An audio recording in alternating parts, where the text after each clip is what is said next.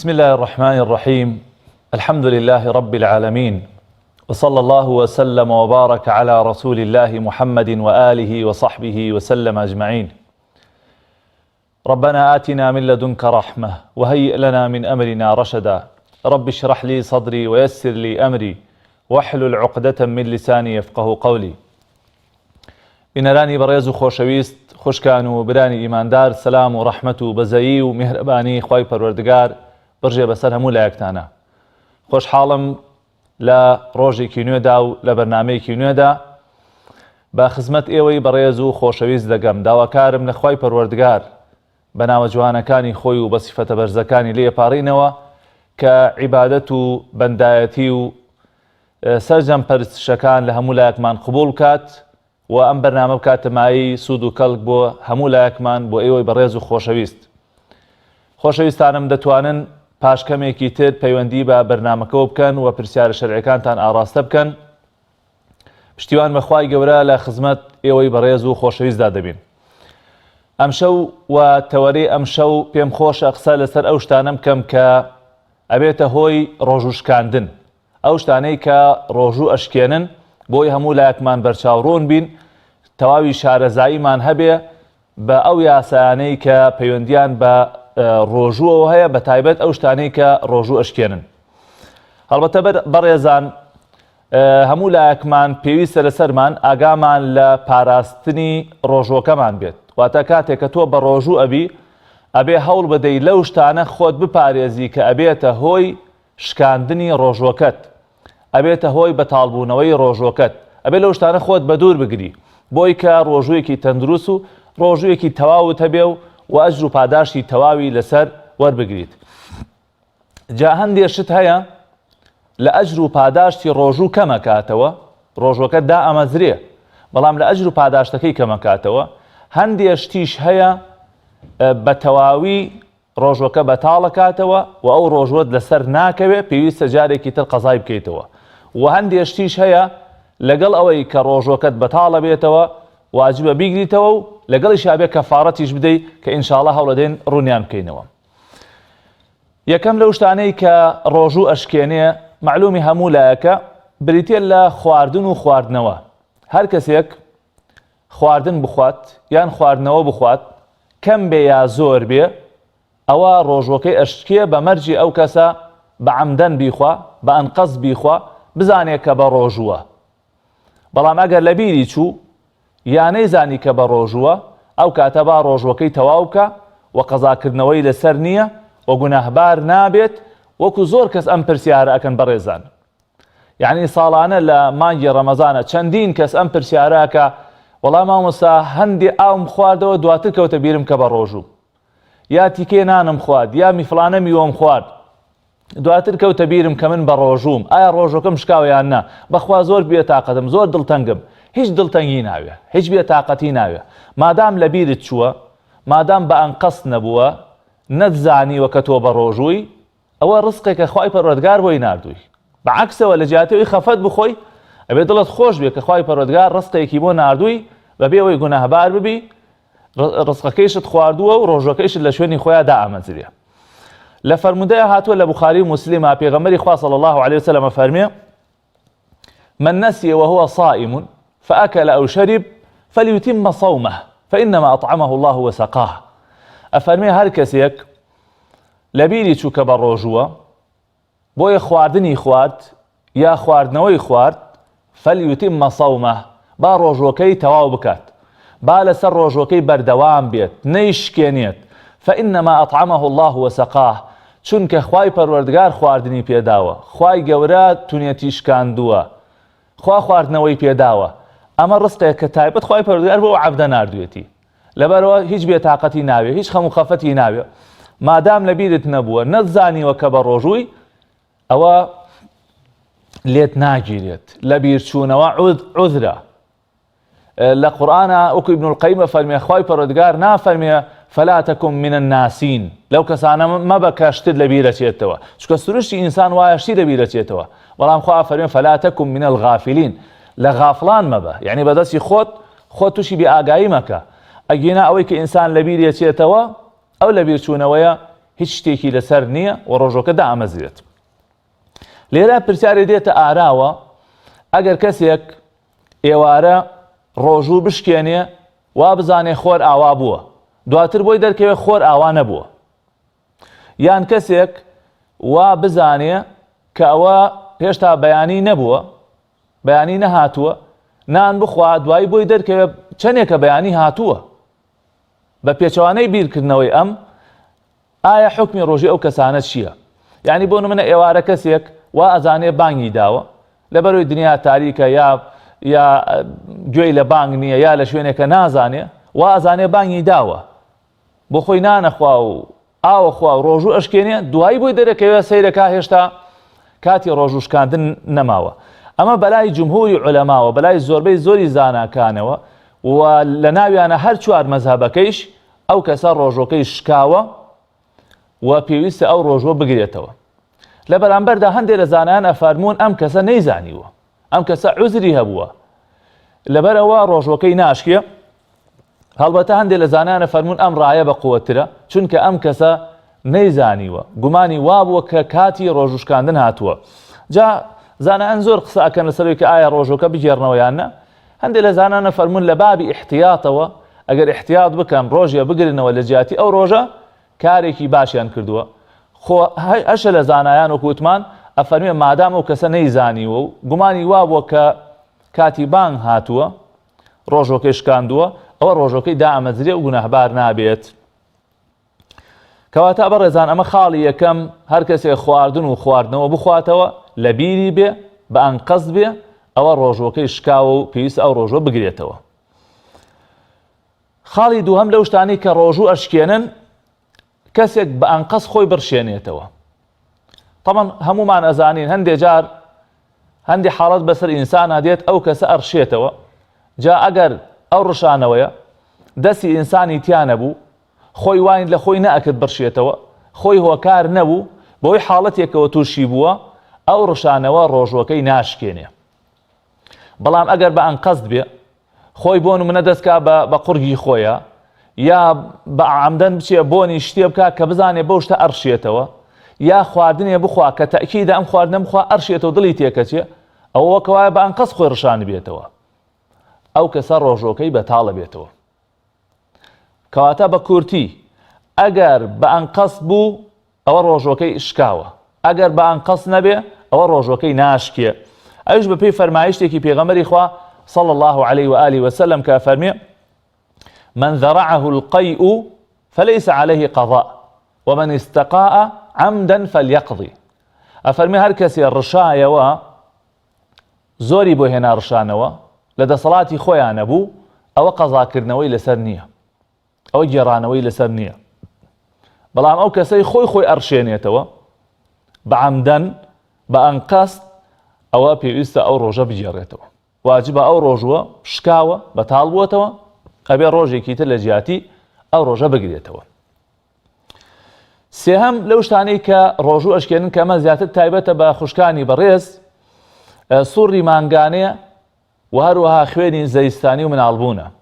یعنی ئەگەر ئافرەتێک حاڵەتی سوڕی مانگانەی بەسەردا هات یان خوێنی مناڵبوونی هەبوو، ئەمە لەم حاڵەتانەیە ڕۆژوو ئەشکێت و دروست نییە ئەو ئافرەتە لەو حاڵەتەیە بە ڕۆژوو بێ تا ئەو کاتەی کە پاکە بێتەوە.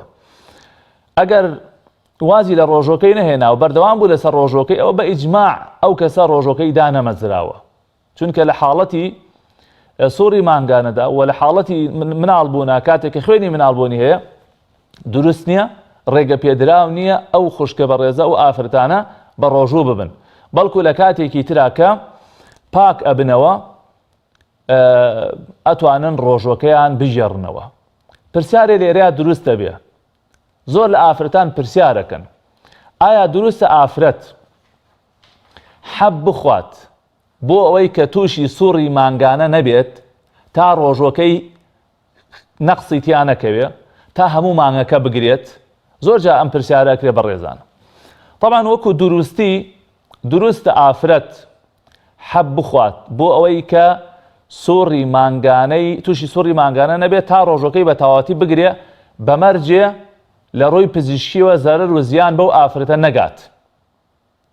ئەمە لەلایەک. دووهەم باشتر وایە ئافرەت لێگەڕێ بۆ ئەو سروشت و تەبیعەتەی کە خوای پەروەردگار لەسەری دروستی کردووە. چاکتر وایە ئافرەت لێگەڕێ هەروەکو چۆن خێزانەکانی پێغەمبەری خوا صلی الله علیه و سلم ئافرەتانی پیاوچاکان ئەمە یعنی ویست و قەدەری خوای پەروەردگار وایە ئەگەر تۆ لەو مانگەیە تووشی ئەو حاڵەتە ببی چەند ڕۆژێک بە ڕۆژوو نابی هەمووکو ئیسراحەتێک وایە بۆ ئەو کەسە و هەمە قەدەری خوای پەروەردگاریش وایە بۆیە باشتر وایە عولەما فەرموون لێ بگەڕێ بۆ ئەو سروشت و خلقەتەی کە خوای پەروەردگار لەسەری دروستی کردووە. بەڵام ئەگەر هەر فەرەزەن هەر ئافرەتێ پێی خۆش بێ بڵێ من ئەمەوێ تووشی ئەو حاڵەتە نەبم بۆ ئەوەی ڕۆژۆکەم نەقسی تێ نەکەوێت لە کاتێترا بۆم ناگیرێتەوە یان بە زەحمەت بۆ مەگیرێتەوە ئەوە دروستە ئەو کەسە ئەو حەبە بەکار بهێنێت. چوارەم بەڕێزان لەو شتانەی کە ڕۆژوو ئەشکێنێت کۆبوونەوەی نێوان هاوسەرانە سەرجێییکردنە ئەویش جگە لەوەی کە واجبە ئەو ڕۆژوە بگێڕنەوە کەفارەتێکی گەورەش ئەکەوێتە سەریان چونکە حرمەتی مانگی ڕەمەزانیان شکاندووە. لە فەرمودەیە هاتۆ پێغەمبەری خوا صلی الله علیه وسلم وەکو ئەبوو هورەیرە بۆمانە گێڕێتەوە فەرمووی لە خزمەت پێغەمبەری خوا دانیشت بووین پیاوێک هات فەرمووی ئەی پێغەمبەری خوا بە هیلاک چووم. پێغەمبەری خوا عەلەیهی سەڵات وسەلام فەرمووی چی بووە بۆچی بە هیلاک چووی؟ فەرمووی ئەی پێغەمبەری خوا لەگەڵ خێزانما کۆبوومەتەوە لە کاتێکا کە من بە ڕۆژوو بووم. پێغەمبەری خوا صلی الله علیه وسلم سێ شتی پێ فەرموو. فەرمووی ئایا کۆیلەیەک شکەبەی ئازادی بکەی پارەت هەیە کۆیلەیەک ئازاد بکەی؟ فەرمووی نە وەڵڵی پێغەمبەری خوا شک نابم. فەرمووی ئەتوانی 2 مانگ لەسەر یەک بە ڕۆژوو بی بەبێ ئەوەی پچڕانی تێ بکەوێ عقوبەکەی وەنە گەورەیە 2 مانگی تەواو لەسەر یەک ئەبێ بە ڕۆژوو بی. وتی نە وەڵڵی پێغەمبەری خوا ئەوی شک نابم. فەرمووی ئەی ئەتوانی خواردنی 6 فەقیر بدەی؟ ئەو کابرایە هەندێ وەستا وتی نە بەخوای پێغەمبەری خوا هیچ شک نابم. قەدەرێکی پێچوو هەندێک خورمان هێنا بۆ پێغەمبەری خوا صلی الله علیه وسلم. پێغەمبەری خوا فەرمووی ئەو کەسە کێ بوو؟ بانیان کرد ئەو کابرایە. پێغەمبەری خوا صلی الله علیه وسلم خورماکەی پێدا فەرمووی دەبڕۆ ئەمە بدە فەقیر و هەژارەکان. ئەڵێ کابرا فەرمووی ئەی پێغەمبەری خوا صلی الله علیه وسلم لە من فەقیرتر بیدەمە کییە؟ سوێن بەخوای پەروەردگار لەو شاخەوە بۆ ئەو شاخەی تر لە من فەقیرتری تیانی ئەم شارە ئەوەنە داما و ڕەجاڵم. ئەڵێ پێغەمبەری خوا صلی الله علیه وسلم ئەوەندە پێکەنی هەتا کاکیلەکانی دەرکەوت هەتا دانەکانی دەرکەوت ئەوەندە پێکەنی پێغەمبەری خوا صلی الله علیه وسلم. کەواتە ئەو کەسەی کە ئەو هاوسەرانەی کۆ ببنەوە واجبە ئەو ڕۆژۆ بگێڕنەوە وە کەفارەتیش لەسەریان واجبە بێ. با پەیوەندی ئەو خوشک و برا بەڕێزانە وەرگرین. کاک کاردۆ لە سلێمانی فەرموو کاک کاردۆ گیان. سلام علیکم مامۆستا. عەلەیکم السلام وەرەحمەت الله. سێ پرسیارم هەیە مامۆستا. فەرموو. یەکەم پرسیارم ئەوەیە من 12 ساڵم ئەمەوێ هەموو ڕۆژەکان بگرم ئایا لەسەرما جوان مێش خوشکەکەم نەخۆشە دوعای بۆ کە مامۆستا زۆرم خۆشەوێت. دەست و خۆش بە مامۆستا. سەلامەت بی زۆر سوپاس. دایکی هاوناس فەرموو دایکی هاوناس. سلام علیکم مامۆستا گیان. عەلەیکم السلام وەرەحمەت الله وبەرەکاتوه. پرسیاری یەکەم نێوان بانگ و قامەت کاتێکە دوعا گیرە ئەبێت تایە ئەتوانم بە ناوەکانی خوای گەورە بپاڕێمەوە؟ دووەم پرسیارت؟ دوای نوێژی فەرز ناوەکانی خوای گەورە ئەپاڕێمەوە بەڵام پاش و پێشیان ئەخەم ئایا گوناحبار نابم؟ کە بە ناوەکانی خوا ئەپاڕێتەوە؟ بەڵێ بەس پاش و پێشیان ئەخەم. بەسەر چاو هەر ئەو پرسیارت هەیە؟ پرسیاری سێهەمیشم کاتی ڕۆژ و شکاندن بە هەمان شێوە هەر ئەتوانم بە ناوەکانی خوای گەورە بپاڕێمەوە؟ بەسەر چاودا دەگەم. چاوە خۆش بێ خوای گەورە پاداش بباتەوە. خوالت ڕازی بەداتە گەورەکە.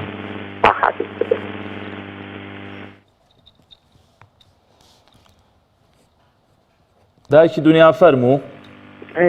سلام علیکم. عەلەیکم سەلام خوشکی بەڕێزم. مامۆستای بەڕێز پیرۆزبەی ڕەمەزانە لێکم. یا خواخوابی کابمای خێر بۆ هەموو لایەکمان.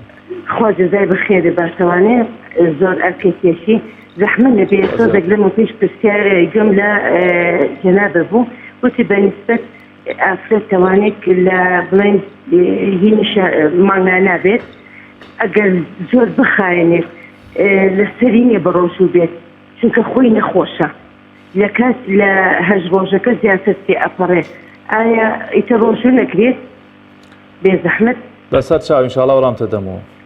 بەڵێ چونکە خۆی نەخۆشە ئەوە نیە بڵێ هەر سۆری تیادێ دوای هەژ ڕۆژەکە یان دوای 5 ڕۆژەکە ئەتوانێت بە ڕۆژ بێ جاری وایە ئەگاتە 30 ڕۆژ جاری وایە ئەگاتە 40 ڕۆژ. ئەوە ڕێگری نییە، ئەوە ڕێگری ناکە ئەو کاتە ئەتوانێت بە ڕۆژ بێ کە ئینشاڵڵا دواتیش لە خزمەت تا ڕوونیەکەمەوە. وەڵا ئەگەر بێ زەحمەت بە دوورودرێژی تێم بگەینی مەمنونە بە بەسەر چاوم. دەست خۆش بێ خوا جەزا بە. خوا لێت ڕازی بێ یا ڕەبی. کاک تەحسین فەرموو برا عەزیزەکەم. السلام عليكم مامۆستا. عەلەیکم سەلام وەرەحمەتوڵڵاهی وبەڕەکاتوه. دەستخۆشی بەنامەکە دەکەم خوا یاخوا بەدەستانداتەوە. سەربەز و برا عەزیزەکەم. وەڵی مامۆستا دوو پرسیارم هەیە. فەرموو. سێ منداڵم هات تەمەنیان 12 و 13 ساڵن دەڵێن بە ڕۆژی دەبێ منیژەرێم ڕۆژێک نا ڕۆژێک پێ بن بەرام ڕۆژەکان بۆ بابم بگرن بابم لە ژیاندا نماوە ئایا ئەو ڕۆژە قبولە بۆ بابم؟ بەسەر چاو ئینشاءڵڵا وەڵامتە دەمەوە. پرسیاری دومیشمە مامۆستا ئەتوانی تەراویحەکان 4 ڕەکعات پێکەوە بکەیت سێ وترەکانیش پێکەوە بکەیت؟ هەردوو پرسیارت هەیە براکەم؟ والله دوعای خێریشم بۆ بکەن نەخۆشم مامۆستا جیا. یا رب العالمین خوا شیفای بەخێرت بۆ بنێرە برا عەزیزەکەم. سپاس دەکەم مامۆستا دەستخۆش لێ دەکەم. خوا لێت ڕازی بێ یا رەبی. سزا و ڕێزمە بە برادانی کۆتەوە. خوا گەورە لێت ڕازی بێ یا رەبی. کاک ئەحمەد لە کفریەوە فەرموو کاک ئەحمەد گیان. السلام عليكم مامۆستا گیان. عەلەیکم السلام وەرەحمەتوڵڵاهی وبەڕەکاتوه. نامەزیاکم مامۆستا گیان پرسیارێکمانەیە من ئەوە نزیکەی 3 ساڵ نیوە نەخۆشی مەعیدەم هەیە. بەڵێ. ئیتر یعنی هەر بۆ ڕەمەزان نیە هەموو ژەمێک با بڵێ نانە خۆم تا بگرە ڕادەیەک ئاری سادەشە خۆمەوە هەڵێهێنمەوە. بەڵێ. ئیتر ئەوە کێشەکە با بڵێ لە قورحە و برینی مەعیدایە ئێستا بۆ نمونە پارچەوانی شەکەم یاخود بەربانگەکەم خواردنەکە هەڵەهێنمەوە ئەوە نابێتەوەی بەتاڵکردنەوەی ڕۆژۆکە لە دەسەڵاتی خۆتان نییە؟ نەوەڵات دەسڵاتی خۆمان یعنی با بڵێ نین ڕەمەزانیش نییە هەموو ڕۆژێوامە. بەڵێ بەڵێ. بەسەر چاو ئینشاءڵڵا وەڵام تێ دەمەوە کاک ئەحمەد گیان. باشە گیانەکەم دەستخۆشی مامۆستا. یاخوا سەربەز و برا عەزیزەکەم. کاک سیامان گیان فەرموو برا عەزیزەکەم. مامۆستا جان سلام عليكم. عەلەیکم السلام وەرەحمەتوڵڵاهی وبەڕەکاتوه.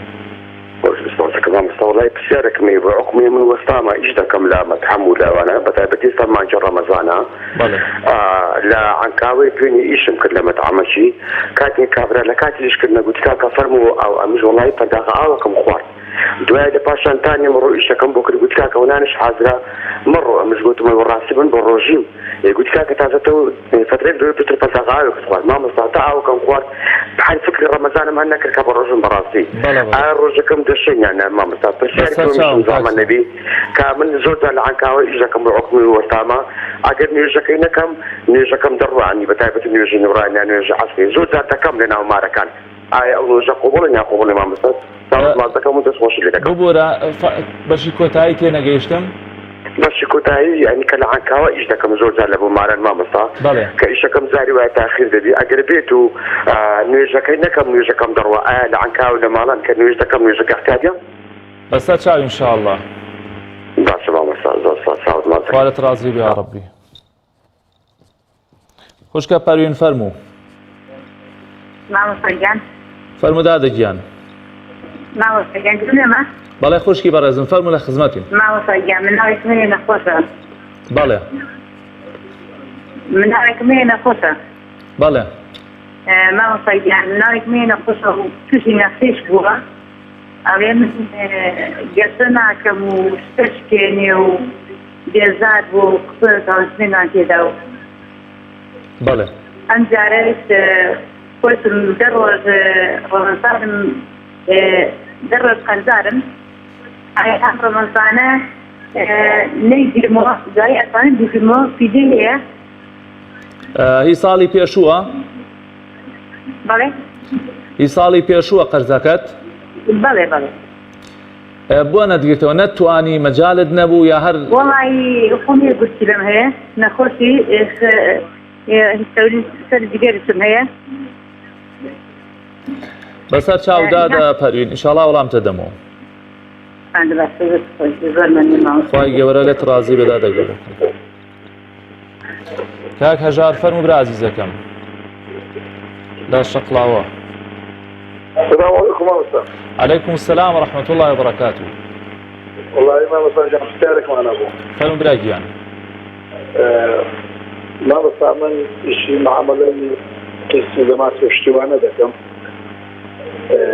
لە مەسەلەی زەکاتی زانم ئەو پارەی چۆن زەکاتی لێ دەکەوێت. هەندێک پارە هەیە تاخیر وەدەگیرێتەوە، هەندێک زۆر دەگیرێتەوە. ئایا ئەو پارەی خەردیە لەکی خەرچیە زەکاتی لێ دەکەوێت یان ئەو بەستەک نەخۆمە بەس ئەو زەکاتی لێ دەکەوێت. بەسەر چاو کاک هەژار گیان ئینشەڵا وەڵامتە دەمەوە. باشە تاوەکە مامۆستا جان. یاخوا سەربەز برا عەزیزەکەم. تاوە.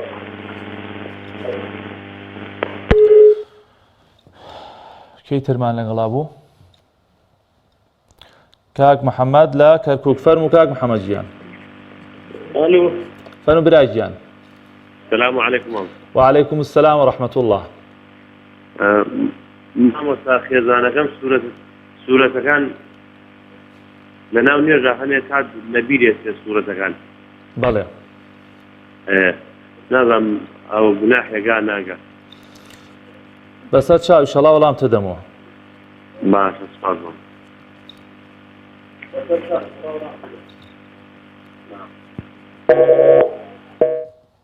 بەڵێ. کاک ژیار لە خورماڵەوە فەرموو کاک ژیار.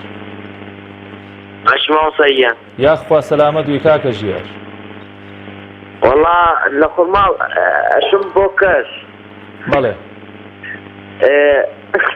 ئایا ڕۆژوەکەم بەتاڵ مانوو ئەبم ڕۆژوەکەم بشکێنم قەی ناگا. پەی چیشی ئەچی بۆ کەش؟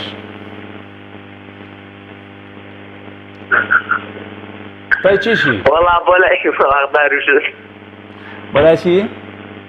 وڵاغداری. وەڵا نازانم برایەک پێم بڵێ بەلای چییە؟ بەلای هێستروشت ئاوا مانوو ئەبم ڕۆژوەکەم بەتاڵ نابێتەوە بیشکێنم بڵێم ئین نییە. بەسەر چاو بەسەر چاوی ئینشەڵا وەڵامتە دەمەوە. پێ باش.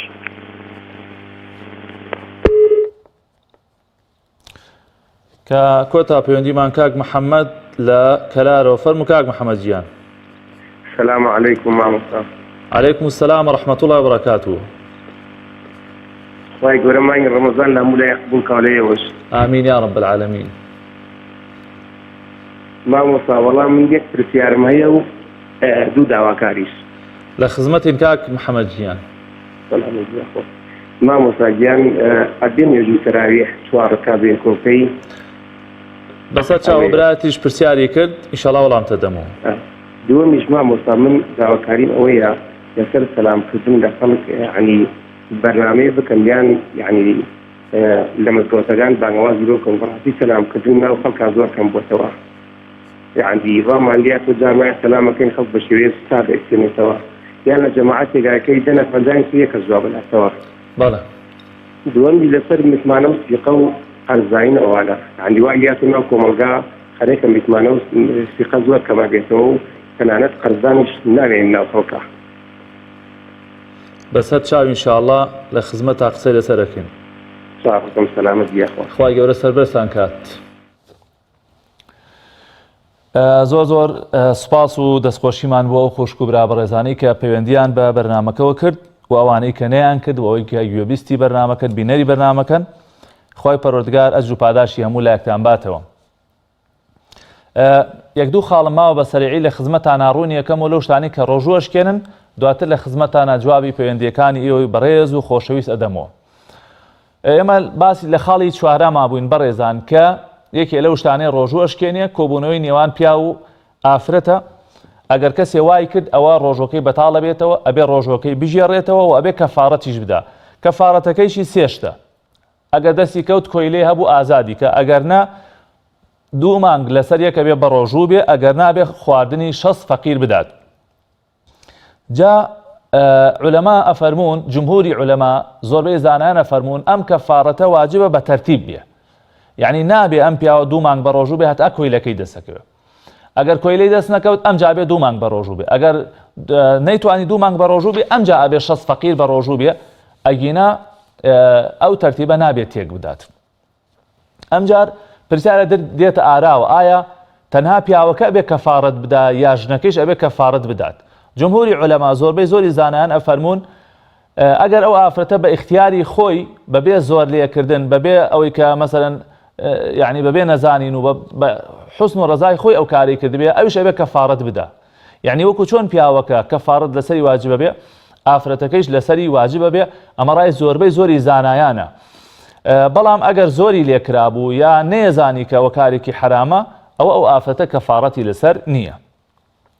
پێنجەم لەو شتانەی کە ڕۆژوو ئەشکێنن ئەو مغەذیەیە کە ئەدرێ بە نەخۆش چونکە ئەوە لە جیاتی خواردن و خواردنەوەیە هەم ئەو کەسە تونی نابێ و برسی نابێ و جۆرەها شتی تایە کە وەکو خواردن نەخۆش ئیسفادەی لێ ئەبینێ بۆیە هەر کەسێ ئەو مغەذیەی بۆ هەڵواسرا ئەوە ڕۆژۆکەی ئەشکێ و ڕۆژۆکەی بەتاڵە. بەڵام ئەو دەرزیانەی تر کە بۆ عیلاج و ئەوانە بەکارهێنرێ ئەوانە ڕۆژوو ناشکێنێ.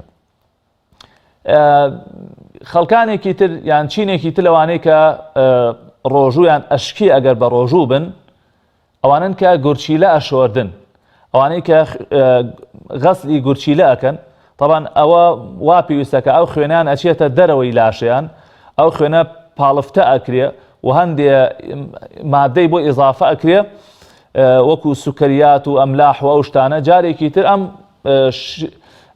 خوێنە ئەگەڕێتەوە بۆ ناو جەستەی ئینسان. ئەمە لیژنەی فتوا لە وڵاتی سعودیە فەرمون ئەم شۆردنی گورچیلەیە ڕۆژوو ئەشکێنێ. یعنی ئەگە فەرەزەن کەسێک بە ڕۆژوو بوو حاڵی ئاوها بوو ئەوە ڕۆژۆکەی شکاوە چونکە کۆمەڵێ مادە و خواردن ئیضافە ئەکرێ بۆ خوێنەکە و جارێکی تر ئەگەڕێتەوە ناو لاشەی ئەو کەسە. ئەمە گرنگترین ئەو شتانە بوو کە ڕۆژوو ئەشکێنێ. ئێستا دێمە سەر وەڵامی پرسیارەکانی ئەو خوشک و برا بەڕێزانی کە پەیوەندیان کرد. کاردۆ لە سلێمانی کاکە کاردۆ پرسیارەوەی کرد کە 12 ساڵە ئایا ڕۆژووی لەسەریانە. طبعاً یەکێک لە مەرجەکانی واجببوونی ڕۆژوو بولوغە ئەبێ ئەو کەسە بالغ بوو بێ یعنی لە کوڕا بالغ بوو بێ و لە ئافرەتیشە تووشی حاڵەتی سوڕی مانگانە بوو بێ. ئەمە وەکو ڕۆژشەرعەکەی وەکو کاتی واجببوونی. بەڵام لە 7 ساڵیە وەکو نوێش ئەبێ فەرمانی پێکرێت کە بە ڕۆژوو ببێ. لە 10 ساڵی ئەگەر بە ڕۆژوو نەبێ ئەکرێت باوکی مەسەلەن گوێ ڕاکێشێ یا جاروبا لێی تووڕە بێ لەسەرەوەی کە بە ڕۆژوو نەبێ. بەڵام وەکو واجبێتی یعنی هەتا بالغ نەبێ لەسەری واجب نییە. و داوای ئەوەشی کرد کە خوشکێکی نەخۆشە دوعای خێری بۆ بکەین لە خوای پەروەردگارە پاڕینەوە خوای تەعالا شیفای بەخێری بۆ بنێرێ خوای تەعالا شیفای بەخێر بۆ هەموو خوشک و برایەکی موسڵمان بنێرێ لە هەر شوێنێکی ئەم دنیادا هەن. دایکی هاوناز لە چوارقوڕنەوە فەرمووی دوعای لە نێوان بانگ و قامەتە ئەکەم بە ناوەکانی خوای پەروەردگارە پاڕێمەوە کارێکی زۆر باشەکەیدا دەگیان و خوای پەروەردگار فەرمانەکە کە بە ناوەکانی بپاڕیتەوە وەلله الأسماء الحسنى فادعوه بها. خوای پەروەردگار کۆمەڵە ناوێکی زۆر چاک و شایستە و لایق و جوانی هەیە ئێوە بەو ناوانەی خوا بپاڕێنەوە. ئەوە یەکێکە لە هۆکارەکانی گیرابوونی دوعایش کە تۆ بە ناوەکانی خوا بپاڕیتەوە. ئەمجا پرسیارەتری ئەوە بوو هەندێک جار ناوەکان پێش و پاشەخەم ناوەکانی خوا تەرتیبی نییە یعنی ئللا تۆ بەو تەرتیبە بپاڕیتەوە. ئەگەر پێش و پاشی بکەی یا بە چەند ناوێ بپاڕیتەوە حەسەب داواکارەکەی خۆت. بۆ نمونەڵەی یا ڕەحمان و یا ڕەحیم ڕەحمم پێ بکەی یا تەواب تەوبەم لێ قبوڵکەی. یعنی جاری وا هەیە مەرج نییە بە هەموو ناوەکە بپاڕیتەوە بە چەند ناوێکە پاڕیتەوە یا پێش و پاشیەکەی هیچ ئیشکالیتیانەیە و دروستە. هەروە فەرمووی لەبەر دیسان لە کاتی بەربانگە بە ناوەکانی خوا پاڕێمەوە لە هەموو کاتێکە ئەتوانی بە ناوەکانی خوای پەروەردگار پاڕیتەوە بە تایبەت لە کاتی بەربانگە کاتی گیرابوونی دوعایە خۆگە لەو کاتیا بە ناوەکانی خوا پاڕیتەوە ومێ دەکەین زیاتر چۆن بڵێ هۆکارێکت گرتبێتە بەر بۆ ئەوەی کە دوعاکانت قبول بێ و خوای پەروەردگار دوعا باشەکانت لێ قبول بکاو و دوعای هەموو خوشک و برایەکی موسڵمان قبول بکات. دایکی دنیا لە سلێمانی و پرسیاری ئەوەی کرد هەندێک ئافرەت جاری وا هەیە لە کاتی خۆیان زیاتر لە عادەیە ئەمێننەوە پێوتێ خوێنی ئیستیحاضە خوێنی نەخۆشی ئایا ئەمانە بە ڕۆژووە بنیان اعتیبار نەخۆشیان بۆ ئەکرێ و نابێ بە ڕۆژوو بن. دایکی دنیا و هەموو خوشکانی بەڕێزی تریش ئەوە بزانن کە ئافرەت تەنها لە کاتی سوڕی مانگانەدا نابێ بە ڕۆژوو بێ.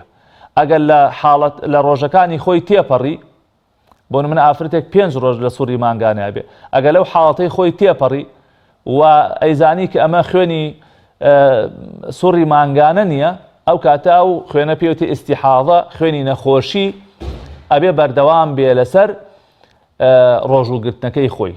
خوێنی ئیستیحاضە تەنها پێویستی بە تازەکردنەوەی دەستنوێژەیە، ئەگینا بۆ ڕۆژوو بوون پێویستە ئەو ئافرەتە بە ڕۆژوو بێت.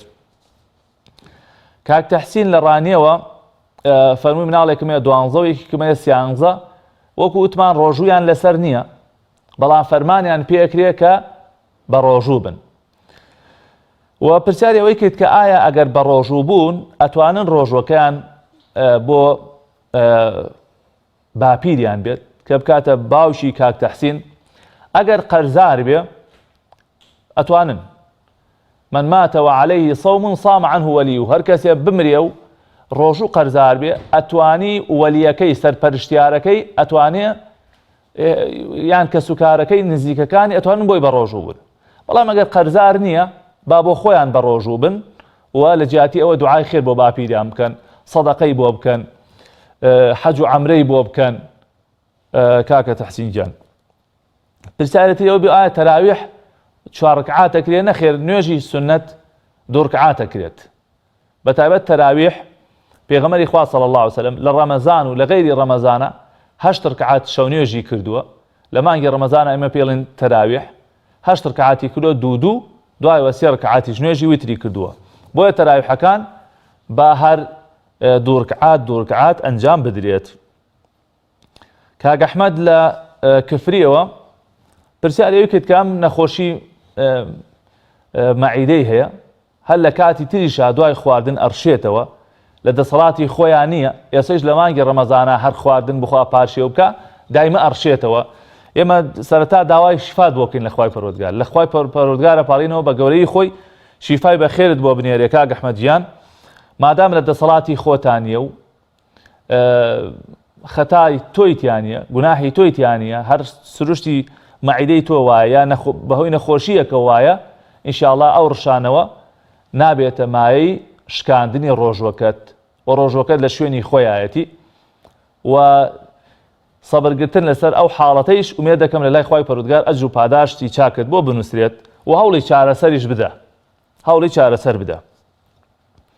کاک سیامەند لە هەولێر پرسیاری ئەوەی کرد کە وەستایە لە مەطعەم کارەکات، پەرداخی ئاوی خواردەوە تۆ لە بیری نەبووە. ئێمە لە پێشترا باسمان کرد کاکە سیامەند هەر کەسێک بە ڕۆژوو بوو ئەگە لە بیری چوو خواردنی خوارد یا ئاوی خواردەوە یا هەر شتێکی خوارد، مادام لە بیری نەبێ ئەوە ڕزقێکە خوا بۆی ناردووە. فإنما أطعمه الله وسقاه، ئەوە خوای پەروەردگار ڕزقی داوە، خوا خواردنی پێداوە، خوا خواردنەوەی پێداوە، لەبەرەوە ڕۆژوەکە دامەزراوە هیچ دوو دڵیەکت نەبێ مادام لە بیرت نەبووە. ئەمجا پرسیاری ئەوەی کرد کە جاری وایە لە عینکاوە لە ماڵەکان ئیشەکە کاتی نوێژەکەیتی، ئەگە نوێژەکەی نەکات نوێژەکەی ئەڕوا، نوێژەکەت کە ئاساییە ئللا مەگەر دڵنیابی لەوەی کە ئەو شوێنە یا ئەو ماڵە پیسە، بۆ نمونە عەرەق ڕشاوەتە ئەو شوێنە یا ئەو شوێنە پیسە، گینا ئاساییە و نوێژەکەی خۆت بکە و با نوێژەکەت نەڕوات و با نوێژەکە تاخیر نەبێت. خوشکە پەروین فەرمووی مناڵێکم نەخۆشە و زۆر بێزارمانەکەوانە، داواکەین لە خوای پەروەردگار خوا بە کەڕەمی خۆی شیفای بەخێری بۆ بنێرێ، بە کەڕەمی خۆی ڕەحمی لێ بکات، ساڵحی بکات. و پرسیارەوەی کرد کە 10 ڕۆژ قەرزارە نەیگرتووەتەوە تا ئێستا، ئەگەر عوزرتە بۆ دادەگیان، ئەگەر نەخۆش بووی بۆی نەخۆشیەوە نەتوانیوە، ئینشاءڵڵا ئەم ساڵ دوای ڕەمەزان لە کاتێکا بیگرەوە و هیچت لەسەر نییە. بەڵام ئەگەر لە ئیهمالی و لە کەم تەرخەمی نەتگرتووەتەوە ئەتوانی بیگریتەوە بەڵام نەتگرتووەتەوە، ئەو کاتە بەڕاستی وەکو هەندێک عولەما فەرموون واجبە لەگەڵیا فیدیەیەکیش بدەیت یا کەفارەتێکیش بدەیت کە خواردنی فەقیریەکە. بەڵام وا دەرکەوت لە قسەکان تا تۆ لەبەر نەخۆشی نەتوانیوە بیگریتەوە، ئەوە لە کاتێکی ترا لە دوای ڕەمەزانە هەوڵدە ئینشاءڵڵا بیگرەوە و هیچت لەسەر نییە دادە گەورەکەم. کاک هەژار لە شەقڵاوەوە پرسیارەوەی کرد کە پارەی بە قیست لە لای خەڵکە ئیش و کار و کاسبی هەیە درەنگتری داتەوە هەیە زووتری داتەوە ئایان پارێ زەکاتی لێ دێوە چۆنە درێ بەڵێ برا ئازیزەکەم مادام ئەو پارەی کە لە لای خەڵکە ئەو قەرزەی کە لە لای خەڵکە بە تەمای وەرگرتنەوەی هەی ئەو کەسە ڕای نەکردووە خۆی نەشاردوتەوە حاشای لێ ناکە ئینکاری لێ ناکە ئەوە ئەبێ لەگەڵ پارەکانی تر تا زەکاتی دەربکەی ئەبێ حسابی بکەی چونکە بەڵێ لە لای خەڵکە بەڵام دواتر ئەو پارە دێتەوە دەست تۆ بە تەمای وەرگرتنەوەی هەی بۆیە لەگەڵ پارەکانی تر تا ئەبێ زەکاتی لێ دەربکەیت. کاک محەممەد لە کەرکووکەوە فەرمووی خێزانم لە ناو نوێژە هەندێک جار سوورەتەکانی لە بیرە چایە گوناهبارە بیان نا. کاک محەممەد با بە خێزانت بڵێ با هەوڵ بدا ئەو سوورەتانە بخوێنێ کە تایە تەواو مەزبوطە تایە تەواو شارەزایە خۆ ئەگەر شتێکیشی لە بیر بچێ ئەوە ئینشاڵای گوناهبار نابێ بەڵام جاری وایە کەسێک سوورەتێکی باش لەبەر نییە ئەڕوا خۆی سەرقاڵەکە بەو سوورەتەوە لە چەند شوێنە هەڵەکە یان ئەبێ خەڵک بۆی ڕاستکاتەوە ئەو کارێکی باش نییە بەڕێزان.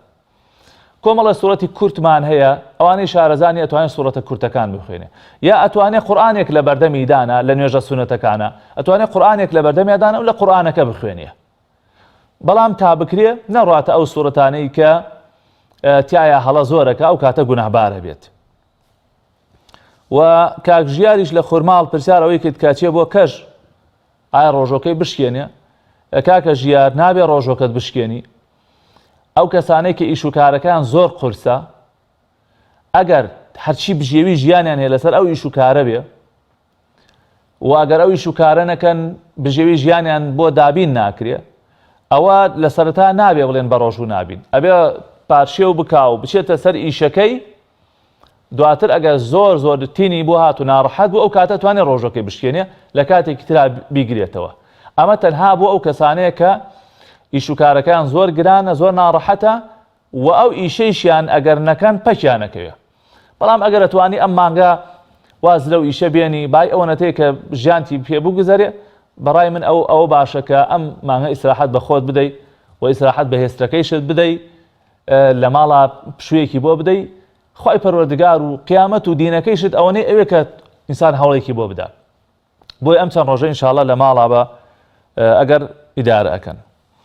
کۆتا پەیوەندیمان لە شاری کەلارەوە برای بەڕێزمان کاک محەممەد بوو ئەویش پرسیارەوەی کرد کە نوێژی تەراویح ئایا 4 ڕکعات ئەکرێت بە یەکەوە ئەسڵ وایە وەکو باسمان کرد نوێژە سونەتەکان دوو بکرێت 2 ڕکعات سڵاو بدەیتەوە بەو شێوازە ئەنجام مەدرێت. و دوو تێبینیتریشی هەبوو یەکێ لەوانە فەرمووی سڵاو لە ناو خەڵکیە بە عام کەم بووەتەوە ئەوە یەکێکە لە نیشانەکانی ئاخر زەمان بەداخەوە کە وای لێ هاتووە خەڵک تەنها سڵاو لەو کەساکە کە ئەیناسیە بۆیە صفەتێکی باش صفەتێکی جوانی ئیماندار ئەوەیە کە سڵاو لە هەر کەسێ بکات کە ئەیناسیە و کە نایناسیە على من عرفت ومن لم تعرف سڵاو لە هەر کەسێ بکەی کە ئەیناسی یا نایناسی ئەوە کارێکی زۆر چاکە بەداخەوە پێغەمبەری خوا صلی الله علیه و سلم یەکێ لە کلیلەکانی باشت و یەکێ لە دەرگا یەکێ لە هۆکارەکان بۆ چوونە بەهەشت ئەفەرمی ئەوەیە کە سڵاو لە یەکتری بکەن و سڵاو بڵاو بکەن و ئەفشوا السەلامە بەینەکم سڵاو زۆر لە خەڵکی بکەن گەیشتن هەر کەسێ سڵاوی لێ بکەن چاکە و حەسەنەت بۆ ئەنووسرێ. و پرسیارەوەشی کرد هەندێک جار سڵاوەکە خەڵکێک بە سادی جواب بدەنەوە قەی ناکە گرنگەوەی تۆ چاکەیەک بۆ خۆت ئەنجام مەدەی گرنگەوەی بە ئەو سڵاوە ناو خەڵکا بمێنێ یان ئەفەرمێن لە ناو جەماعەتێکە جاری وا کەسێ یا دوو کەس وەڵام تەداتەوە طبعا ئەگەر کەسێ یا دوو کەس وەڵام داتەوە فەرزەکان لەسەر ئەکەوێت چونکە سەلام جوابدانەوەی سەلام فەرزی کیفایەیە ئەگەر کەسێ لە جەماعەتێک سڵاوی کرد مەرج نییە هەموو جەماعەتەکە هەمویان جوابی سەلامەکە بدەن و ئەگەر یەک دوو کەسیش جوابیان دایەوە ئەوە ئاساییە و گوناهبار نابن خۆ ئەگەر هەمویان جواب بدەنەوە ئەوە کارێکی باشە بەڵام ئەگەر یەک دوو کەسیش جوابی دایەوە و ئینشاءڵڵا دروستە و دامەزرا و هیچ کێشەیەکی نییە. کۆتا پرسیاریشی ئەوە بوو کە فەرمووی متمانە و سیقا کەم بۆتەوە لە ناو خەڵکیە خەڵک کەمتر وایە قەرزەدا بە یەکتری بەداخەوە ئەوە واقعە ئەو قسەیە زۆر ڕاستە تا ڕادەیەک متمانە ناو خەڵکیە کەم بۆتەوە لەبەرەوەی خەڵک لە موعیدە خلافە بێ پارە لە کاتی خۆیان ناباتەوە خاوەن قەرزەکان ئەترسن جاری وایە چاکە لەگەڵ کەسێکاکەن قەرزی ئەدەنێ ئەو کەسە بە ئاسانی ئەو قەرزە ناژێڕێتەوە کە ئەو بەڕاستی شتێکی باش نییە. پێغەمبەری خوا فەرمێ صلی الله عليه وسلم مەطل الغنی ظلم، کەسێک قەرزار بێ و پارەی هەبێ ئەو قەرزە بداتەوە بەڕاستی زوڵمە نەیداتەوە، هەموو ڕۆژێ لە زوڵمە ئەژی. کابرا چاکەی لەگەڵا کردووی قەرزی پێداوی بۆ لە کاتی خۆیان قەرزەکەی بۆ ناگێڕیتەوە، بۆ واکەی لە ناو کۆمەلگایان متمانە نەمێنێت ناو خەڵکیە، بەڕاستی کارێکی باش نییە. ئەمە بە کورتی بەڕێزان وەڵامی ئەو پرسیارانە بوو کە ئەو خوشک و برا بەڕێزانە ئاراستەی بەرنامەکەیان کرد. خوای پەروەردگار ئەم بەرنامە بگێڕێ بمای خێر و بەرەکەت بۆ هەموو لایەکمان. هەر ئێستا قەڵەمی عەفو بەسەر گوناه و تاوانەکانمان نابێنێت. خوای پەروەردگار دەروی خێر لە هەموو خوشک و برایەکی موسڵمان بکاتەوە. خوای پەروەردگار لە گوناه و تاوانەکانی خۆمان و دایک و باوکمان خۆش بێ، لە گوناهی مردوەکانمان خۆش بێ، شیفای نەخۆشی موسڵمانان بنێرێ. بە تایبەت ئەو خوشک و برانی کە داوای دوعای خێریان لێ کردین، ئەوانەی قەرزارن، ئەوانەی گرفتارن لە هەر ناڕەحەتی و ناخۆشیەکان، یا رب العالمین دەروی خێریان لێ بکەیتەوە بۆ خاتر ناوە جوانەکانی خۆت و ئیسمی عەظەمی خۆت. ئەو برا ئازیزانش کە بەم بەرنامەوە سەرقاڵن، یا ربی خوایە باشترین پاداشیان بیتەوە. ئەوانەی کە دەستبارگر و هاوکاری ئەم بەرنامەیەن، یا ربی خوایە باشترین پاداشیان بیتەوە. آمین آمین. وصلى الله وسلم على نبينا محمد وآله وصحبه وسلم أجمعين. والسلام عليكم ورحمة الله وبركاته.